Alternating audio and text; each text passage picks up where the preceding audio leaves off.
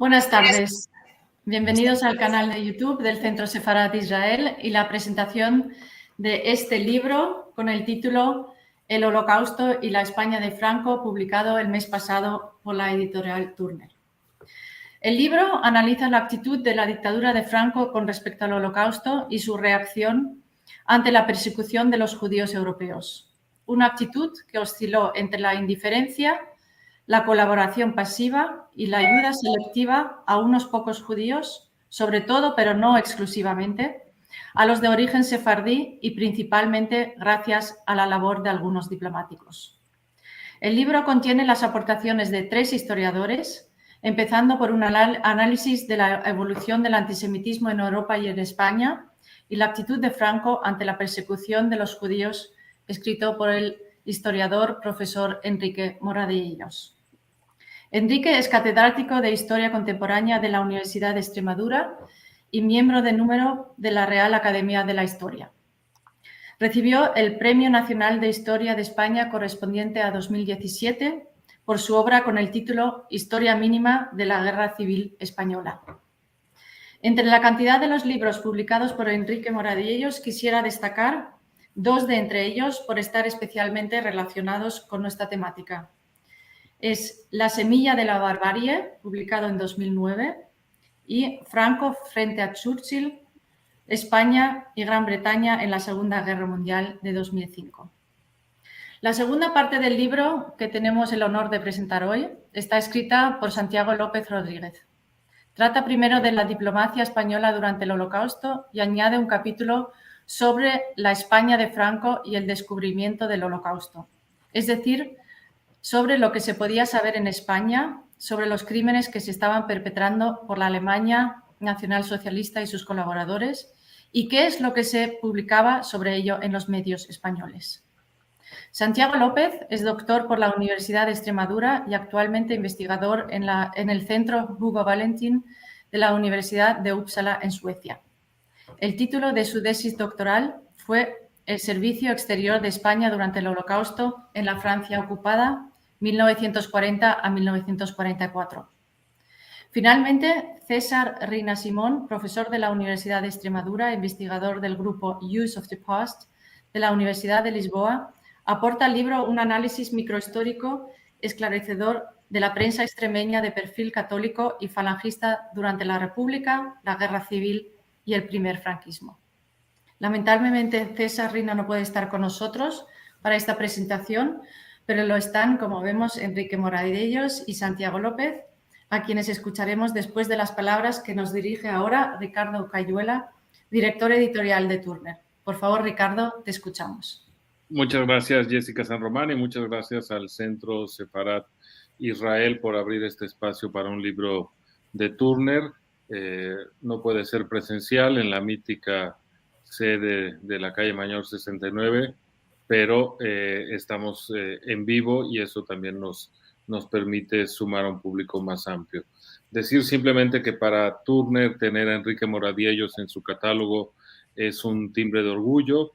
Es un autor clave en términos de la historia contemporánea que publica la editorial. Con nosotros ganó el Premio Nacional de Historia, como ya señalaba Jessica, con el libro de Historia mínima de la Guerra Civil Española, y es autor también de una monumental biografía de Franco, 2 de sus grandes especialidades. Y por eso, cuando Enrique le propuso a la editorial publicar este libro compartido con 2 colegas suyos de la Universidad de Extremadura, nos pareció un proyecto de lo más atractivo e interesante, no solo por abordar la mayor barbarie de todos los tiempos, casi innombrable como fue el Holocausto, sino por el estudio de la relación entre esa barbarie con el régimen de Franco. Así que desde la editorial todo el respaldo a nuestro autor y al grupo de colegas que ha sumado. Y simplemente quiero yo ahora pasarle la palabra a Santiago López. Muchas gracias de nuevo y buenas tardes. Buenas, Enrique. Sí, no. Le paso la palabra a Enrique, perdón. Una disculpa. Sí. Enrique. Nada, en absoluto. Muchísimas gracias, Ricardo. Muchísimas gracias, Jessica. Ambos como representantes de estas dos instituciones que han hecho posible el acto, la presentación telemática de hoy. Por una parte, Casa Sefarat Israel, que nos acoge en su seno, aunque sea un seno digital, y por otra parte, la editorial que apostó por este libro, como ha señalado Ricardo desde el principio, y a la que estamos sumamente agradecidos los tres componentes del equipo que ha elaborado esta obra. Y también muy buenas tardes a todos los espectadores y televidentes que puedan estar siguiendo esta presentación. Quisiera empezar recordando algo que ya se ha indicado. Este libro es el producto de un trabajo de investigación de un equipo configurado en la Universidad de Extremadura y del cual tuve el honor, el altísimo honor, además del placer personal, de dirigir, de encabezar. Por eso está firmado por tres autores. Aquí conmigo presente Santiago López Rodríguez, que fue becario de investigación predoctoral en aquella universidad y que contribuyó de una manera decisiva a hacer también el libro con su capítulo correspondiente y que hoy es ya felizmente un colega de oficio y está en la Universidad Sueca de Uppsala, en el Centro Hugo Valentín de Estudios sobre el Holocausto y que afortunadamente tenemos con nosotros telemáticamente. Y el otro de los participantes es el profesor César Rina Simón, también colega de didáctica de la historia en la Universidad de Extremadura, que ahora mismo está en la Universidad Nova de Lisboa, pero que lamentablemente no puede estar con nosotros porque un problema de salud sobrevenido inesperadamente, no grave, pero sí inhabilitante, le impide, como él quisiera y me ha transmitido, estar con nosotros en esta tarde, aunque yo voy a intentar de asumir alguna de las cosas que él tenía pensado señalar. El libro, como verán ustedes enseguida por esta presentación y si tienen ocasión viendo el propio ejemplar, tiene como objetivo el estudio de dos fenómenos conexos, diferentes pero vinculados, como son, en primer lugar, uno de orden general, un fenómeno de la historia universal, lo que llamamos el Holocausto, que conocemos desde los años 60 del siglo pasado con la etiqueta del Holocausto, y por el otro, vinculado pero separado, cuál fue la posición de la España que entonces estaba regida por el general Franco, que estaba sometida a la dictadura del general Franco, ante ese fenómeno europeo universal que llamamos el Holocausto. Este es el marco general que queríamos estudiar, las dos cosas y su vinculación. Dentro de este propósito diseñamos un marco de estudio que se aprecia en el índice de contenidos de la obra, porque se estructura en torno a tres núcleos que son diferentes, pero insisto, vinculados. En primer lugar, se aborda el estudio del propio fenómeno general del Holocausto, como una parte esencial de esa funesta historia universal y sobre todo europea, continental europea, que produjo el exterminio de una enorme cantidad, hasta casi 6 millones, de la población judía europea antes de la llegada al poder del Tercer Reich alemán, del movimiento nacionalsocialista que dirigía Hitler en el año 1933. Este es el capítulo que me correspondía a mí particularmente y trataba de resumir y contextualizar cómo se había llegado a ese fenómeno, a ese momento final del genocidio de los judíos europeos, que es un fenómeno trascendental, como ya se ha dicho, en la historia de la humanidad. En segundo orden, abordábamos cuál fue la reacción del régimen franquista, de la dictadura del general Franco y del propio general Franco ante este fenómeno genocida en sus etapas desplegadas básicamente entre el año 33 y el año 45 y sobre todo en el contexto del sexenio bélico de la Segunda Guerra Mundial. Este es el tema que es responsabilidad prioritaria del profesor Santiago López Rodríguez y por supuesto le voy a dejar después la palabra para que elabore con mayor detalle y con mayor precisión y además como responsable último cuál fue el contexto, el contorno, el perfil de esa relación de España con el Holocausto.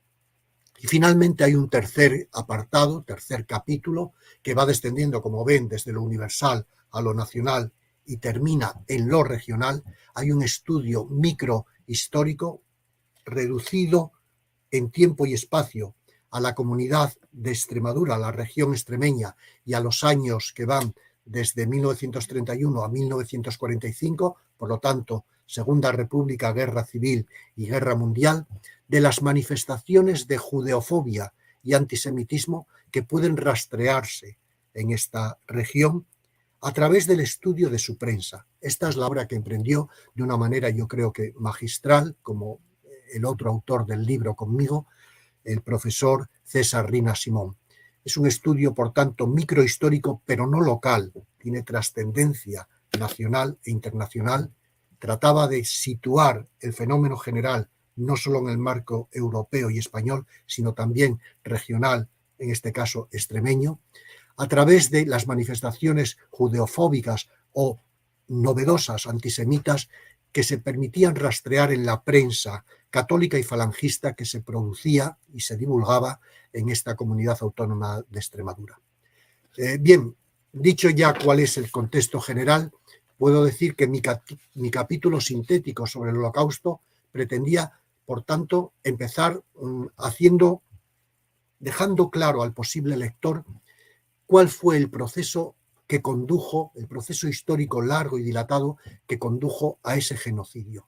Y para eso era necesario estudiar las raíces del prejuicio contra los fieles de la religión hebrea, que fue cristalizando por motivos muy claros en la antigüedad pagana, sobre todo el desafío enorme a la cultura de la antigüedad que supuso esa primera religión monoteísta y monolátrica, que interpelaba a las religiones animistas y politeístas de una manera desafiante, porque suponía un salto radical, casi ontológico, en cuanto a cosmovisión, ¿no?, de la situación del hombre ante el mundo y ante la divinidad, cómo este primer hostilidad, este recelo antijudío por su condición monolátrica y monoteísta fue heredado por la Iglesia cristiana, pese a que el cristianismo es hijo, su matriz es el judaísmo, pero rompe ese cordón umbilical por la discusión sobre la naturaleza de Cristo, o bien un mero profeta para los judíos que permanecieron en la ortodoxia,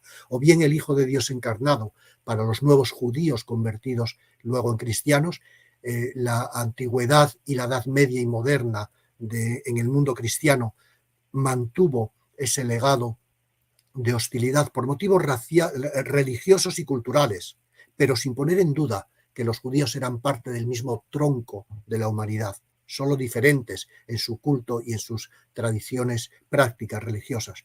Y cómo esta judeofobia de tan larga duración en el tiempo, cuando llega el mundo contemporáneo, el siglo XIX en particular, con las nuevas doctrinas biológicas, naturalistas y sobre todo después que se imponen las tesis evolucionistas, devienen otra cosa. Es el nuevo racismo antisemita, un racismo biológico y naturalista, un prejuicio ya no solo xenófobo, cultural y religioso, sino racial, que pone en cuestión que el judío sea miembro de la raza humana, porque evolutivamente, aparentemente, según esas tesis, sería otra cosa, además parasitaria y peligrosa. Esto es lo que en el contexto del nacionalsocialismo, con la llegada de Hitler al poder en el año 33, se convierte en doctrina oficial del Estado y se implanta como política social, política racial, en aquel Tercer Reich que va a durar del año 33 al 45. Un prejuicio, por tanto, que constituye ya una doctrina oficial de Estado, que es lo que está detrás del mayor caso conocido de genocidio racista en la historia hasta el presente. Porque eso fue el Holocausto. Como fenómeno, es el mayor crimen racista y genocida que tenemos registrado en la historia de la humanidad. Fue un programa de exterminio biológico, sistemático, de la definida como población judía europea, ejecutado por las autoridades nazis alemanas al compás de la Segunda Guerra Mundial entre el año 39 y el año 45. No fue el resultado de un arrebato pasional, incontrolado, que es siempre fruto de la brutalidad que libera y es inherente a toda guerra y más a todas las guerras totales contemporáneas. No fue tampoco un mero caso de megamasacre brutal, de enemigos vencidos u hostiles de personas combatientes o civiles favorables a esas personas que pudieran ser vencidos y entonces masacrados, por decirlo así, en violencia en caliente. No. Fue un programa de genocidio desarrollado fríamente, metódicamente, ideológicamente motivado por esas concepciones raciales, mortales, exterministas, que además fue deliberadamente planificado por las autoridades nacionalsocialistas, que eran plenamente conscientes de lo que querían y se entregaron a ello, y que fue ejecutado con los recursos de un Estado industrial avanzado, lo más moderno que había prácticamente en aquella Europa. De hecho, el campo de exterminio, que no es un mero campo de concentración y de internamiento, sino una fábrica para la muerte humana, con sus hornos crematorios y sus cámaras de gas, es una institución inédita en la historia humana. Una fábrica para procesar cuerpos humanos y destruirlos casi según la cadena de montaje de cualquier taylorismo, de cualquier industria taylorista. Pues este es el Holocausto, es entender cuál fue el curso histórico que llega desde el mero prejuicio de la antigüedad hasta el genocidio del nacionalsocialismo, es lo que quiere hacer ese primer capítulo, y sobre todo subrayar cuál fue el horrendo resultado atroz final de este programa, que fue el asesinato de esos casi 6 millones de judíos, niños, ancianos, mujeres, hombres, que fueron designados como víctimas de un programa de genocidio sin atender a su culpabilidad individual, a su responsabilidad como personas individuales, singulares, sino por pertenecer al grupo definido por los perpetradores del genocidio, inexorablemente, objetivadamente, víctimas de un holocausto. Y desde luego sin atender a su condición mayormente de civiles vulnerables, indefensos, que no tomaban parte en las hostilidades. Creemos los miembros del equipo que recordar aquel crimen supremo de la historia es un acto, si se quiere, de conciencia cívica humanitaria y de protección democrática, además de ser un desafío para la comprensión histórica. El Holocausto es el fenómeno históricamente más difícil de entender, más difícil de explicar, por mucho que abunden las fuentes muy diversas para ir datando, ir cerrando el contorno del fenómeno y poder sobre él pasar a la explicación.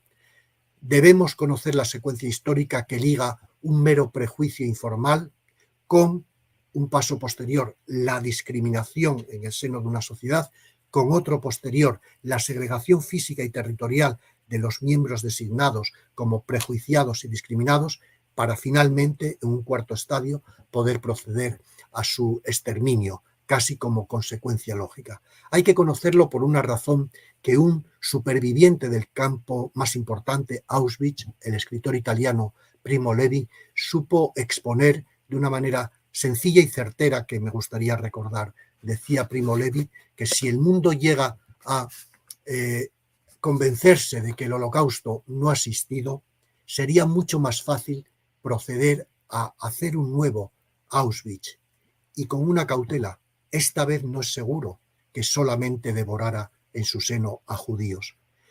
Por eso, los componentes de este equipo de investigación creemos que el libro podría servir para conocer algo mejor cuál es el origen, el perfil evolutivo y las consecuencias atroces de este fenómeno de hostilidad antijudía, primero judeófoba, religiosa y cultural, luego antisemita, racial, porque conduce a ese crimen más atroz, más repulsivo que hay en toda la historia de la humanidad, que ya de por sí es pródiga en calamidades deplorables. Y acaso porque conociendo lo que es la bestia, se pueda prevenir su retorno, se pueda atajar a tiempo sus zarpazos criminales. Por esta mínima advertencia de Primo Levi, nadie está seguro de que esta vez solo devorase a judíos. Todos podríamos ser víctimas potenciales de un nuevo genocidio. Y dicho esto, cedo ya la palabra a mi colega y amigo, el profesor Santiago López Rodríguez, para que continúe una presentación sintética de esta obra colectiva. Muchas gracias. Bueno, no sé si puedo empezar, pero Recojo el guante de Enrique y empiezo, como no, reiterando nuestro agradecimiento a Centro Sefarat Israel y a la editorial Turner por la oportunidad que nos ha concedido y por estar hoy ante todos ustedes, los televidentes, aunque no sea presencialmente, de forma telemática. Durante el trabajo que hemos realizado, y yo les voy a hablar de los capítulos que he tratado, son 2 capítulos de los 5 que son en el libro, no se ha intentado poner fin a un debate que es enormemente polémico, como no puede ser de otra forma, de cuál fue el papel del régimen de Franco durante el Holocausto, pero sí, a partir de fuentes archivísticas, no solo nacionales, sino internacionales, y también en las propias hemerotecas, a partir de la prensa española, intentar conocer cuál fue el conocimiento del Holocausto por el pueblo español, por el régimen de Franco, y cuál fue la actuación fundamental de la diplomacia española durante el Holocausto. Así pues, por eso se dividió en estos 2 temas, la postura del cuerpo diplomático español durante la Segunda Guerra Mundial y mientras en el capítulo de la mirada impresa y publicada, cómo se informó a la población española del descubrimiento del genocidio. El primer capítulo de la diplomacia intentaba responder a preguntas como cuál era la capacidad de actuación de la diplomacia española durante este periodo, fundamentalmente la Segunda Guerra Mundial, y vinculada a esta pregunta, si las decisiones pasaban o no, incluso, por la mano de Franco. Y todo este análisis se inicia con esa Segunda Guerra Mundial en septiembre de 1969, en la que alrededor de unos 20 estados europeos se habían declarado neutrales ante el conflicto mundial. Y entre ellos es muy, muy importante, y por eso hacíamos este análisis, España. Porque España, igual que pasó en parte con Suiza, se convirtió en un punto clave para escapar del Holocausto para la comunidad judía europea. Y por lo tanto, saber si el régimen de Franco, que era el que gobernaba en ese momento, mostraba unas políticas estrictas o no hacia los refugiados judíos o incluso hacia los ciudadanos judíos españoles en el extranjero, ha sido la materia de análisis en este primer capítulo. En su condición de país neutral, pero abiertamente germanófilo, el régimen de Franco podía y pudo mantener en los países que sufrieron en sus territorios los horrores de la guerra a miembros del cuerpo diplomático que informaron con cierta precisión de lo que pasaba, bien fuera con oficios, con despachos, notas verbales y miembros del servicio exterior que múltiples embajadores, cónsules, representantes, ya digo, de todo tipo, las muchísimas cancillerías y delegaciones españolas en el extranjero y que, además de representar los intereses de España en el extranjero, también negociaban en su nombre. Además de conocer esta información, como se ha intentado plasmar en este capítulo, y comprender la evolución, a su vez, por lo tanto, de la política exterior del régimen franquista en relación con el pueblo judío en este periodo, también se ha intentado escoger algunos testimonios de qué ocurría, de qué les ocurrió a esa comunidad judía fundamentalmente española durante el Holocausto en el extranjero. Y como tengo que ser muy sintético, se partía de un análisis, de un estudio en el que se comprueba que aunque no se adoptaron medidas legales contra los judíos en la España de Franco, esto no significó que el régimen aceptase a todos los que venían. Y yo utilizo una frase que es que España dejaba las puertas abiertas a la migración de los judíos, pero agarrando el pomo con firmeza. Y así, a lo largo de este capítulo, he intentado, además de responder a las preguntas que ya he mencionado anteriormente, he intentado analizar elementos fundamentales y que toman casi el análisis de Enrique. Y por eso decimos que es un libro con capítulos muy vinculados, porque es muy importante conocer, ¿existía o no antisemitismo o prejuicio ante el pueblo judío por parte del cuerpo diplomático español? Si existía o no, porque es muy importante, porque evidentemente ellos eran responsables, en buena medida, de si se concedían visados o no a los judíos en el extranjero e incluso si iban a actuar a favor o no de la comunidad judía española en países como Francia, Alemania, etc. A partir de ahí se intenta analizar el común de la diplomacia española y, por lo tanto, aunque se han tenido en cuenta los casos excepcionales, voy a poner el caso, incluso un elemento de estudio ha sido el caso excepcional de París, pero podría haber sido el de Budapest con Ángel Sambriz. Aunque se ha tenido en cuenta esos casos excepcionales, lo que se ha intentado analizar es el común. Es el común. Igual que el régimen de Franco dentro del Holocausto, no es la actuación de esa persona increíble como Ángel Sambriz o como Bernardo Roland en París. No ha sido esa la intención del trabajo. La intención del trabajo es analizar cuál fue la actuación general, incluso en elementos muy criticables, sin duda, al régimen de Franco, como fue la campaña de repatriación en 1943. Por lo tanto, en este trabajo, en ese análisis, en ese estudio total de la diplomacia española, no desdeña, no se olvida de que frente a la indiferencia de las múltiples trabas a las que se enfrentó el cuerpo diplomático español, solo hubo unos pocos que se enfrentó al proceso genocida. Y en este grupo nos encontramos a personajes tan conocidos como Ángel Sambriz, que he mencionado en Budapest, José Ruiz Santaella y su mujer, Carmen Schroeder en Berlín, Eduardo Proper de Callejón en Burdeos, o incluso un capítulo específico, aquellos hombres que cambiaron de parecer, que eran, casi, voy a decir claramente, casi antisemitas al inicio de la Segunda Guerra Mundial, diciendo que a los judíos había que quitarles la nacionalidad española a los que los tenían, porque sabían, bueno, eran claramente prorrepublicanos, y que, sin embargo, cuando empiezan a ver lo que ocurre durante el Holocausto, lo que ocurre durante el genocidio, no se pueden quedar impasibles ante la barbarie y hacen una actuación en favor de la comunidad judía española, pero no solo española. Y siempre, y esto es muy importante recalcarlo, más allá de las órdenes dadas y motu propio. Es decir, se fueron mucho más allá de su deber, como un libro titulado por otro historiador, bueno, por otro académico de esta materia. Y ese es el caso, por ejemplo, de Sebastián Romero Radigales en Atenas o Julio Palencia en Sofía. Casi todos los mencionados han sido reconocidos como el título justo de las naciones, y este libro también trataba de analizar o de explicar estas maravillosas historias personales, pero, ya digo, sin perder de vista el horizonte, que estos solo son cerros testigos de lo que en general fue la política española durante el Holocausto. Aparte de ese capítulo, y no me quiero extender más en la diplomacia porque me interesa mucho más y seguro que da juego al debate, se ha intentado estudiar o se ha hecho un análisis de la prensa española durante el Holocausto.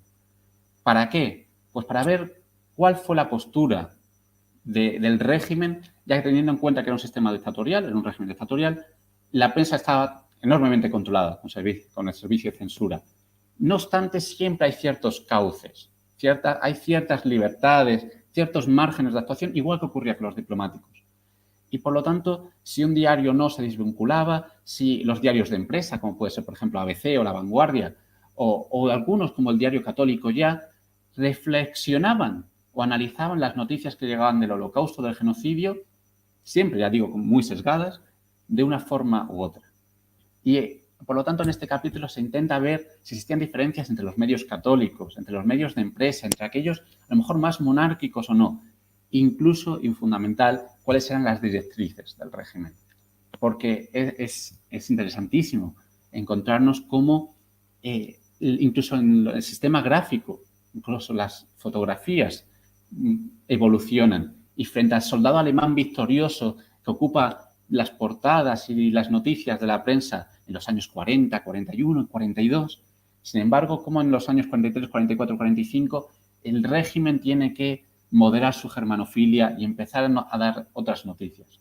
E incluso criticar muy a su manera, y aquí las interpretaciones que aparecen en el libro, a lo que ocurría, a los crímenes contra la humanidad que se estaban ocurriendo, como es en este caso el Holocausto.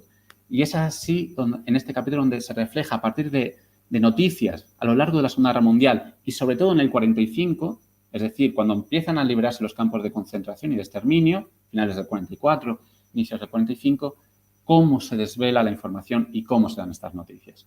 Y ya digo que el interés radica sobre todo en leer las verdaderas análisis e informaciones que pueden dar periódicos como, por cierto, homónimo, Informaciones, dando elogios a Hitler, frente a otros periódicos que criticaban ese anticristianismo nazi, que lo que producía verdaderamente era una barbarie casi genocida o exterminadora, o incluso otro tipo de excesos que llegaban a criticar a las mujeres. Y todo esto aparece en el capítulo y, por lo tanto, les invito a que lo lean Y con ello termino mi parte. Imagino que Enrique desea hablar un poco de la parte de César. Muchas gracias. Sí. Bueno, yo ya no quiero decir nada más porque con lo que he señalado, que era la contribución de César, creo que ha quedado claro que existe una básica correspondencia entre nuestras miradas, producto de nuestra investigación, no solo de un acuerdo previo de, por ejemplo, distinguir judeofobia, antisemitismo y atender a lo que en un trabajo histórico es clave porque de lo contrario no es un trabajo histórico. La diacronía, el perfil evolutivo, las cosas cómo van transcurriendo, tanto desde, en el caso de César, desde el 31 al 45, en el caso de la Guerra Mundial, desde el 39 hasta el 45. Esa atención a la mirada histórica, que por definición es del tiempo y del espacio, era un acuerdo conjunto y yo creo que el resultado del estudio microhistórico sobre Extremadura que hace César nos denota algo que en el texto se había acreditado en los trabajos de Santiago y en el mío, que hay una enorme beta judeofóbica en la población española, en la cultura española, en el régimen español, en los diplomáticos, que a veces está codeterminada por una pulsión filosefardita en algunos momentos, el movimiento filosefardita en la cultura española desde finales del 19 y a lo largo de las primeras décadas del 10 y del 20 es muy importante y tiene manifestaciones diplomáticas y militares también muy importantes, pero también el impacto que tiene ese nuevo racismo antisemita avalado por el prestigio de la Alemania nacionalsocialista, que ha sido instrumental en la victoria de Franco y que ha prometido al régimen español un nuevo orden, un nuevo lugar de honor en el reajuste del orden europeo una vez destruidas las plutodemocracias y el comunismo, cosa que no sucedió, pero que alentó una gran germanofilia, sobre todo en los primeros años de la Guerra Mundial por parte de la dictadura de Franco. Y dicho esto, yo creo que podemos abrir ya el campo a cualquier pregunta, comentario, crítica o observación que pueda haber en el espacio sideral. Sí. Bueno, muchas gracias a los profesores Enrique Moradiellos y Santiago López por esas contribuciones. Mientras esperamos las preguntas del público, yo quisiera hacer una pregunta a Santiago con referencia al capítulo con un título muy acertado. Te felicito por esta expresión que dice una puerta entornada, España ante el Holocausto. Y en la página 195 dices... el gobierno permitió, con todos sus peros expuestos, especialmente si eran apátridas, el paso de refugiados extranjeros por España, pero actuó de forma mucho más cuestionable con aquellos de los que tenía responsabilidad legal, es decir, los judíos españoles a los que no les permitió inicialmente que pasaran por España. O sea, cuando podíamos pensar que en realidad los que lo iban a tener más fácil para ser salvados por España iban a ser los sefardíes, en realidad ellos lo tenían mucho, casi más problemático, más difícil, ¿no? ¿Cómo lo ves? Es muy curioso y, de hecho, esta información va para una conferencia entera porque, efectivamente, cuando se le da la capacidad a los países neutrales, y no solo España, vuelvo a decir, Portugal, Suiza, Suecia, Turquía, por ejemplo, para repatriar a sus judíos a inicios de 1943, el régimen de Franco se muestra enormemente receloso de traer a la comunidad judíos españoles con plena nacionalidad española y solo los trae, con todos sus peros que aparecen en el libro, ya digo, en convoyes pequeños y solo cuando salga un grupo puede entrar el siguiente, tras hacer una criba enorme de los que podían venir, y esto sin ninguna petición de las autoridades nazis. Por lo tanto, yo creo que este recelo, además, se puede entender de muchas formas. Creo que, como todo en la historia, es una complejidad, hay múltiples factores, porque nada es monolítico, y hay elementos como podemos considerar elementos a lo mejor económicos, pero creo que también hay una cuestión antijudaísmo, antisemitismo, vamos a llamarlo, de que no se deseaba que permanecieran en España. Y por lo tanto no hay tanto problema en los judíos que vayan en tránsito, los refugiados que van en tránsito, porque no van a permanecer en nuestro país. Y en España, y esto se dice en algunos comunicados interiores, no se quiere crear un problema judío. No se quiere crear la cuestión judía, se dice, como ha ocurrido en otros países en Europa. Porque como en España demográficamente la comunidad judía es muy pequeña, no queremos traer más. Y esto, lógicamente, nace de un prejuicio que se tiene muy en cuenta y que yo creo que llega hasta la creación de políticas oficiales durante esta época. Muy bien, muchas gracias. Tenemos una pregunta del público que es para ti, Enrique, no para el señor, que dice: ¿qué le parece al señor Moradiellos el libro que escribió Arcadi Espada sobre el tema En nombre de Franco? Bueno, pues es una pregunta interesante que a lo mejor quien me la formula sabe que hemos respondido por escrito, los 3 miembros del equipo, ante una interpelación del propio autor de esa obra, el señor Arcadi Espada. Nosotros señalábamos, y casi sintetizo lo que ya hemos dicho porque no hay nada nuevo bajo el sol en esto, que conocíamos la obra del señor Arcadi Espada, que de hecho Santiago López Rodríguez en su tesis doctoral la mencionaba, tesis doctoral que está a disposición de todo el mundo en la base de tesis doctorales que mantienen las universidades españolas. El Servicio Exterior de España durante el Holocausto en la Francia ocupada es del año 2001, acceso libre y gratuito, por tanto, que era conocido. En segundo lugar, y este es un libro de síntesis actualizada del fenómeno, del que estamos en sus 3 vertientes, universal, española y extremeña, que en la práctica historiográfica, en este tipo de obras, que no son estudios de revisión de la literatura, ni estudios de la bibliografía sobre un tema monográfico, sino síntesis panorámicas actualizadas, no era exigido, y no podría serlo, la mención de todos y cada uno de los libros que trataban sobre el tema, porque la literatura sobre el Holocausto es oceánica. La literatura sobre la judeofobia y el antisemitismo en España no es tan oceánica, pero es un mar Mediterráneo también, e incluso que los estudios sobre Extremadura y los judíos, por razones obvias en la época medieval, moderna y contemporánea, es también bastante abundante. Por lo tanto, no había ninguna razón para tener que aludir a todas con mención expresa y analítica de todas las obras.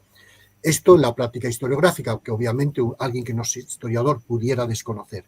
En tercer lugar, que entendíamos que la obra del señor Arcadi, en contenido, en perfil argumental, a veces en la literatura en la que se apoyaba y la documentación que movilizaba, seguía la estela de otros autores que eran precedentes en el tiempo y en algún caso que considerábamos incluso la génesis de casi su línea interpretativa.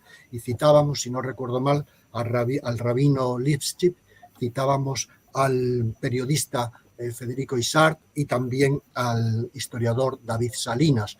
Por lo tanto, que si no mencionábamos en profundidad a estos que estaban en esa estela, tampoco al último de los representantes, ni a otros, que hay bastantes más, ¿no?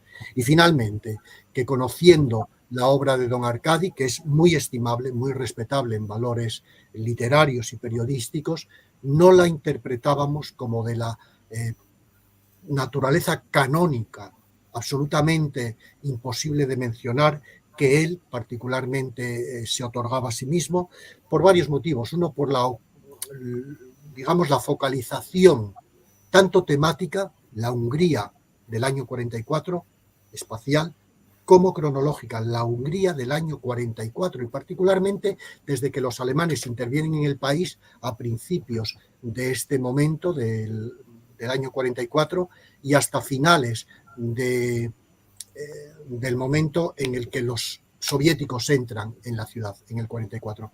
Por estas razones entendíamos que podía perfectamente no utilizarse en este trabajo. Para más precisiones de algunos desacuerdos que pudiera haber con su interpretación, me permito dar la palabra a mi colega Santiago López Rodríguez, porque una parte de las posteriores críticas que este autor nos ha dirigido, pues tienen que ver ya con cuestiones muy de detalle que competen al campo, al tema de trabajo del profesor López Rodríguez. Y si él quiere mencionar algo más, pues adelante, desde luego. Bueno, suscribo las palabras de Enrique completamente.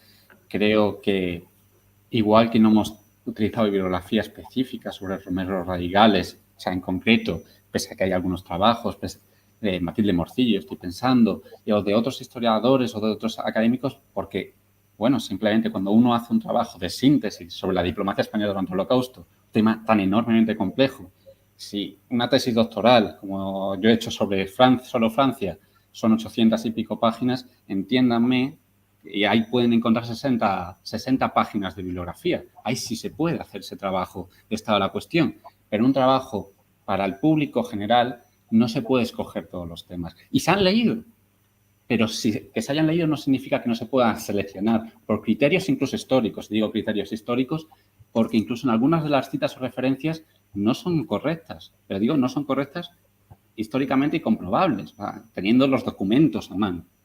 Y esto se puede encontrar perfectamente.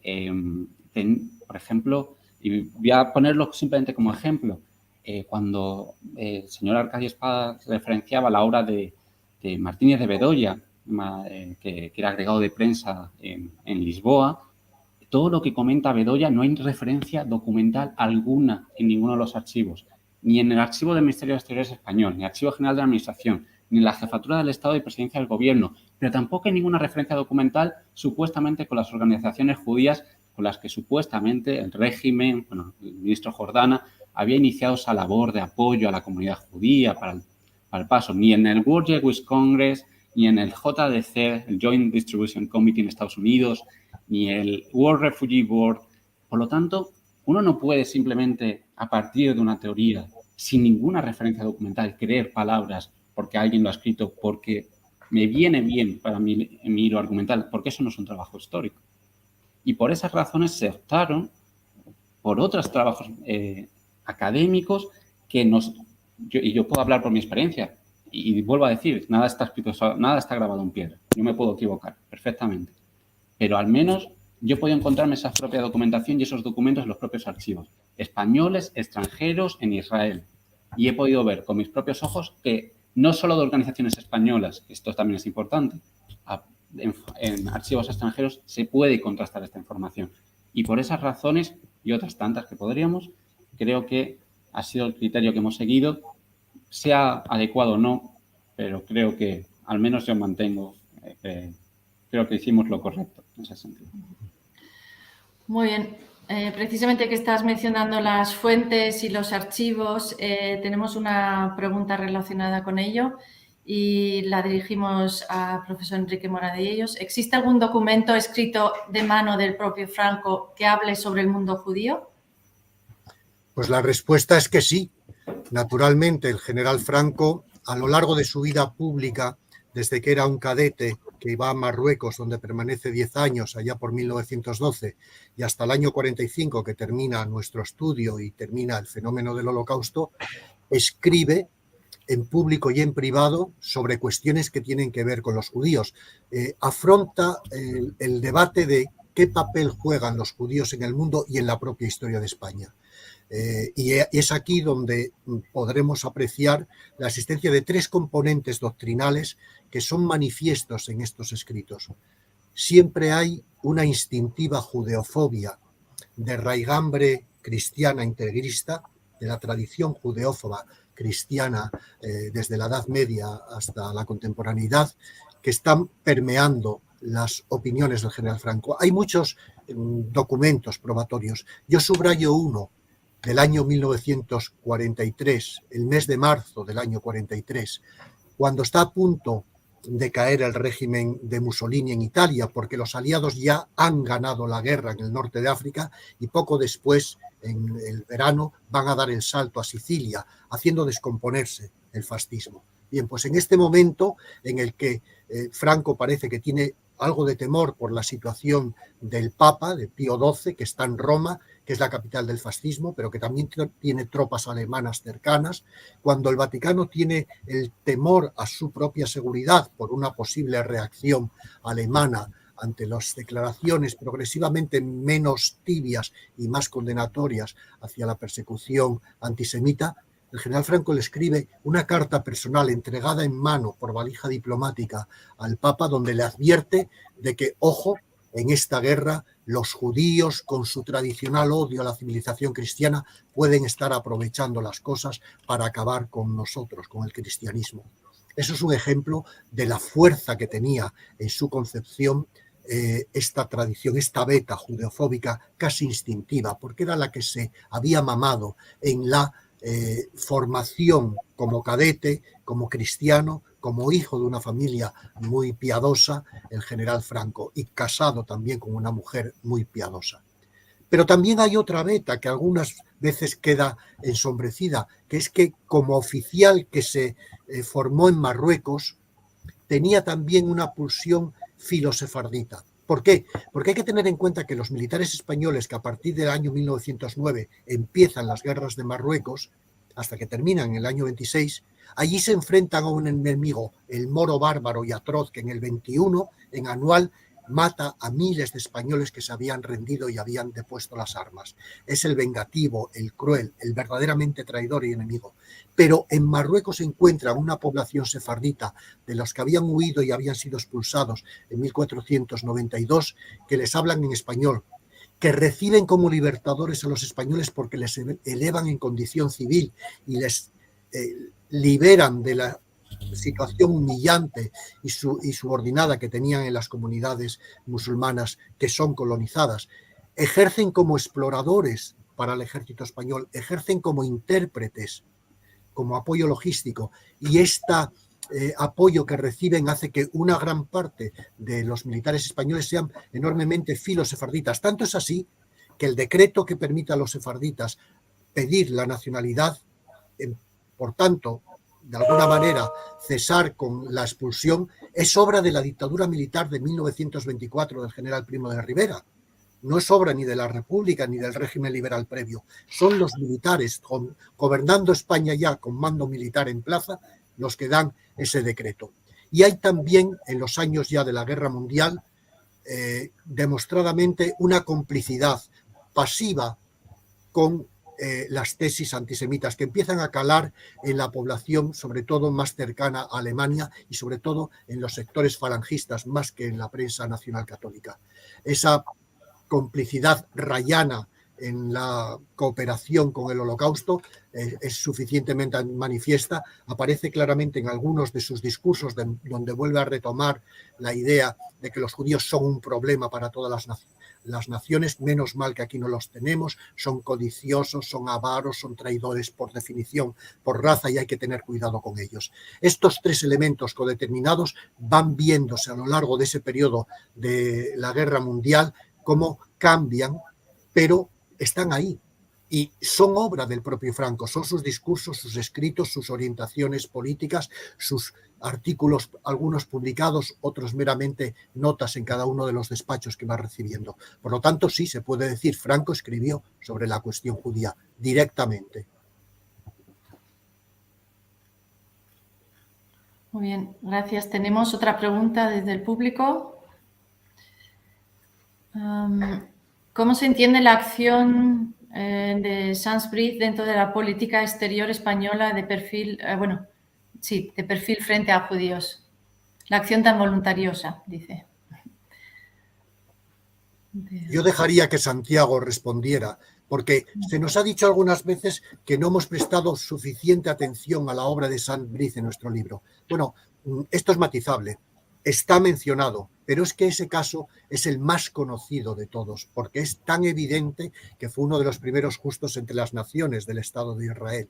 Es decir, hay una bibliografía muy voluminosa solo sobre la labor de Ángel Sansbriz, que fue verdaderamente digna de ser un justo entre las naciones, porque es humanitaria, porque es muy temprana, porque es persistente frente a todo riesgo y adversidad, porque sigue su instinto natural cuando obra motu propio y luego consigue que sea también política del Estado, convence a las autoridades de la necesidad de proseguir esa política. Pero lo que nos interesaba no era repetir lo que ya estaba dicho, sino apuntar otras cosas nuevas que la investigación, en particular de Santiago, había descubierto y sí que eran desconocidas. Pero cedo la palabra a Santiago porque es el que conoce mejor estos casos de cada uno de los diplomáticos. La acción de Sansbriz creo se entiende como ocurre con muchos otros diplomáticos españoles, los pocos que fueron proclives a la ayuda con los judíos, con la comunidad judía, y en este caso, sobre todo en Budapest, tiene un elemento característico porque había nada o ningún judío español, digo, en Budapest, sino que se concede la protección ampliamente a muchos que ni siquiera eran sefardíes y que no tenían lazos realmente con España. Y esto siempre entramos en consideraciones casi antropológicas, porque algunos era por confesiones religiosas, actuaran en favor de los judíos, otros por cuestiones puramente de derecho. Son ciudadanos españoles, son miembros de nuestro país, independientemente de sean judíos, cristianos, hay que defenderlos frente a las autoridades de otros países, pues una mera cuestión diplomática. Hay cuestiones humanitarias, más allá de religiosas, y por lo tanto esta actitud tan voluntariosa, como os ha sido la pregunta, tiene que ver, la mayoría de las veces tiene que ver con un propio perfil personal, que es importante, por otro lado, contextualizarlo. Y esto ocurre con Saint-Brice, pero ocurre también con otros. Y pongo el ejemplo de Bernardo Roland en París. Normalmente las actuaciones individuales son muy importantes, pero suele haber una red alrededor de esa actuación individual que colabora, que apoya, sea institucional. Y pongo, en Saint-Brice tenía a su secretaria, luego tenía a Giorgio Perlasca, tenía antes a Mugiro, que había tomado esos ejemplos, que ya habían escrito sobre las leyes antisemitas. Es decir, eran personas que ya estaban preocupadas por el tema, porque generalmente ese rayo de luz en medio de la oscuridad es muy extraño, muy, muy extraño, y suele haber más de un rayo de luz. Es verdad que algunos brillan más que otros. Y luego, lo que sí es verdad que esa política de perfil, ¿no?, de sí se permite el paso de refugiados, etcétera, lo que sí es demostrable, y creo que la bibliografía no ha quedado muy claro, es que a finales de la Segunda Guerra Mundial, 44-45, el régimen se apropia de las actuaciones individuales de estos diplomáticos para granjearse el apoyo de los aliados, sin lugar a dudas.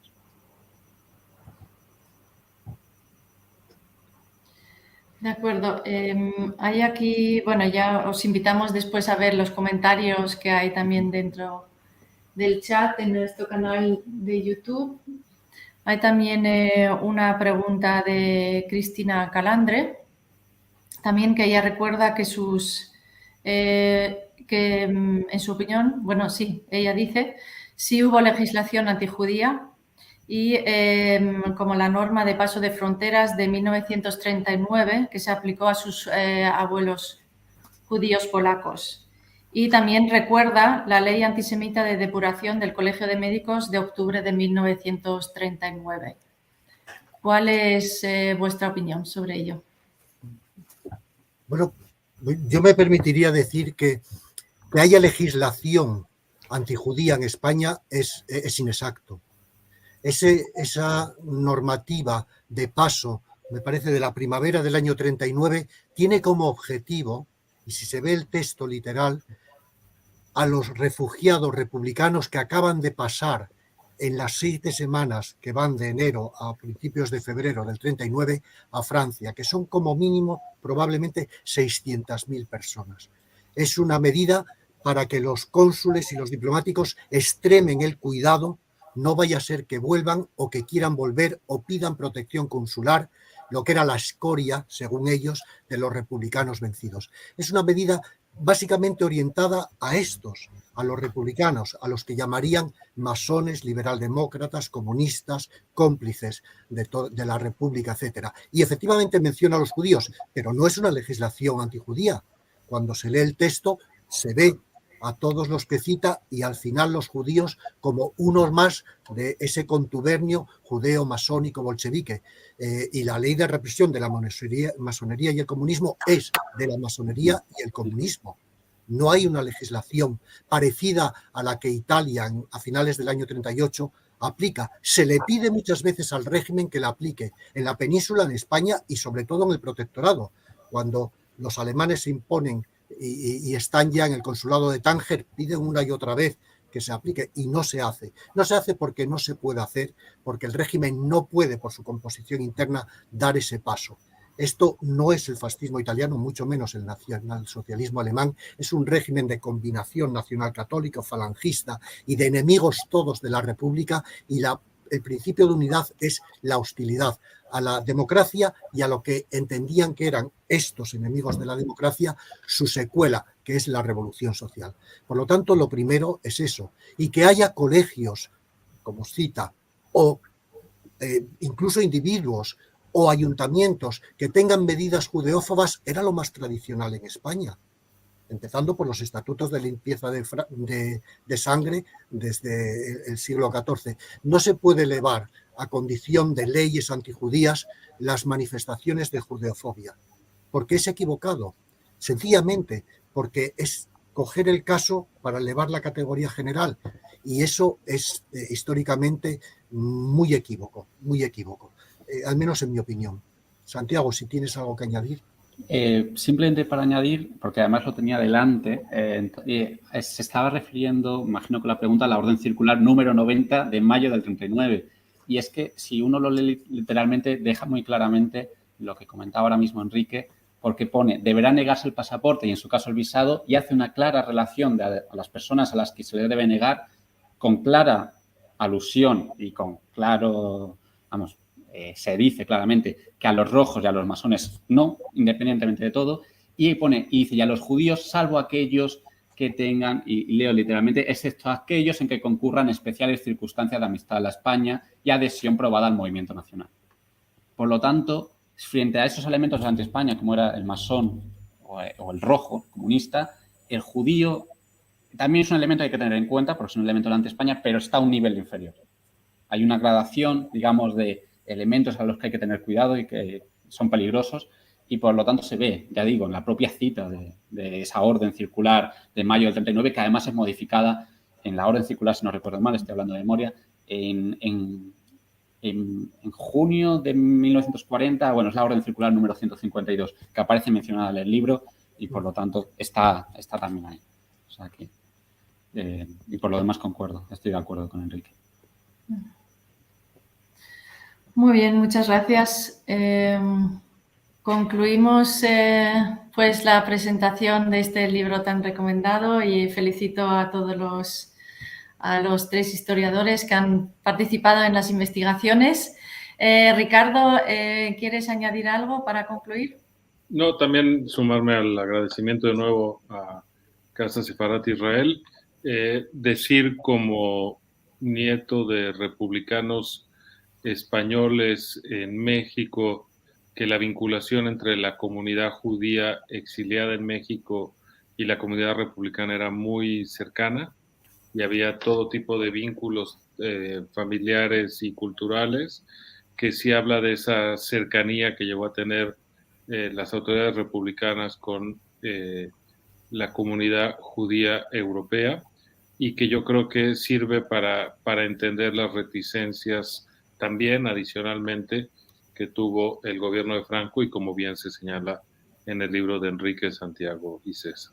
Simplemente esta mención casi autobiográfica, ¿no? Muchas gracias. Muy bien. Bueno, gracias a vosotros, a las dos instituciones y a las dos personas por habernos acogido y habernos permitido de alguna manera dialogar con el público lector que potencialmente esté interesado en nuestra obra. Ha sido un honor y un placer. Muchísimas gracias. Un placer. Gracias a vosotros. Gracias.